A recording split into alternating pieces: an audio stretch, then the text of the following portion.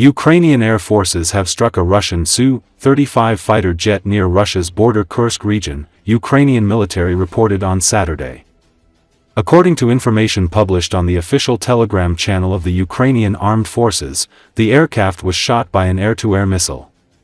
The missile was launched from a Ukrainian F-16 fighter jet connected to the Link-16 tactical communication network. According to open-source intelligence analysis, the Su-35 was based at the Borisoglebskoye airfield and crashed near the village of Urasovo in Russia's Kursk region after being shot down by a Ukrainian F-16. Earlier, today the Ukrainian military reported the downing of a Russian Su-35 fighter jet in Kursk region, bringing the number of destroyed Russian Su-35 to 7 since the start of full-fledged war in February 2022. The exact location of the incident was not reported. On Friday, Ukrainian drones destroyed a Russian Mi-8 helicopter and damaged a Mi-35 helicopter in Russia's Bryansk region. Last week, Ukraine's security service launched its daring spiderweb operation that destroyed 41 Russian strategic bombers worth $7 billion in 4 military in attacks on 4 military airfields deep in Russia. Russia retaliated, launching 400 drones and more than 40 cruise ballistic missiles on capital Kiev on Friday.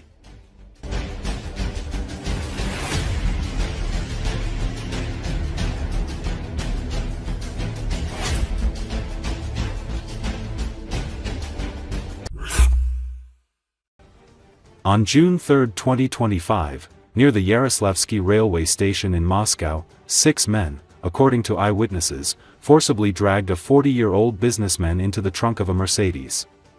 Witnesses say that the man resisted and loudly begged for help.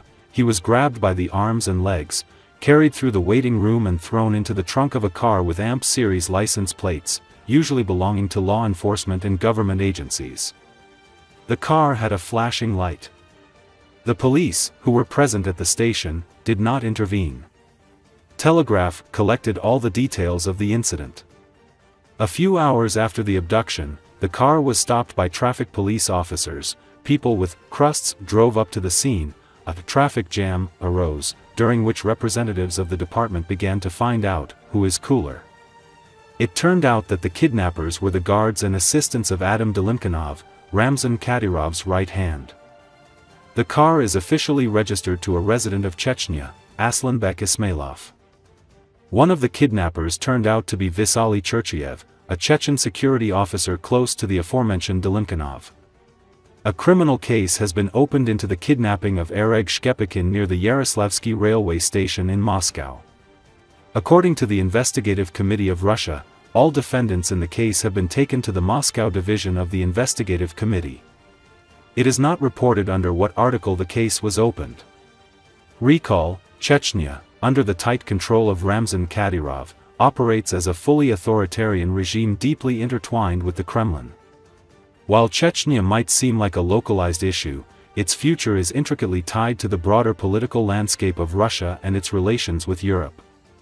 In the context of international sanctions, military actions in Ukraine, and Russia's growing isolation on the world stage, the stability or instability of Chechnya is becoming an important indicator of the vulnerability of the Russian Federation. This could of course have possible consequences for the security of Europe and global geopolitics. Chechnya's authoritarian regime depends heavily on the personal bond between Kadyrov and Putin. This unique relationship has kept Chechnya stable in recent years, with Kadyrov ensuring the suppression of internal opposition and Putin providing financial and political support in return for Kadyrov's loyalty. However, any disruption in this relationship, whether due to political shifts, health crises, or even the death of one of the two leaders, could severely destabilize the region. The reliance on these personal ties makes the alliance fragile, raising questions about what will happen when Kadyrov or Putin can no longer maintain their roles. Recently, it has become increasingly clear that Kadyrov is aware of his health prospects and is therefore trying to promote his children and close relatives as much as possible. While Kadyrov has reasons to prepare his descendants to take over, it is unclear whether power will be successfully transferred to a Kadyrov Jr. At the same time, it is uncertain whether Kadyrov's loyalists would accept this transition or attempt a coup.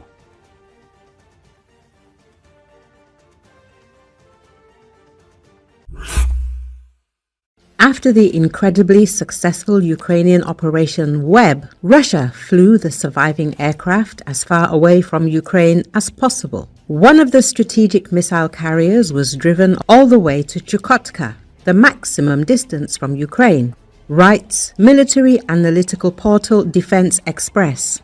Analysts have drawn attention to recent satellite images of the military airbase and at the same time the civilian airport Anadyr in Chukotka.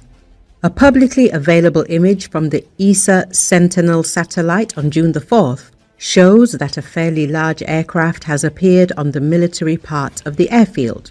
Although the resolution of the image leaves much to be desired, the object was still identified as a Tu-160 strategic missile carrier. It was identified by its 55.7-meter wingspan and the characteristic shape of its fuselage. As analysts note, in recent months, the Russians have not used this airbase to park strategic missile carriers. Even on June the 2nd, the day after Operation Spiderweb, there were no Tu-60s there. Defense Express links the appearance of the aircraft at this airbase directly to Ukrainian strikes on Russian strategic aviation airfields. The Anadyr airbase is located 6,600 kilometers from Ukraine and only 500 from the United States, but getting there will only become possible somewhere closer to the 1930s, the experts write. They note that at this airbase, the aircraft is protected from sabotage not so much by the maximum distance from Ukraine, but by the lack of roads that would connect the city of Anadyr with the rest of the Russian territory. This means that a truck with Ukrainian drones simply won't get there.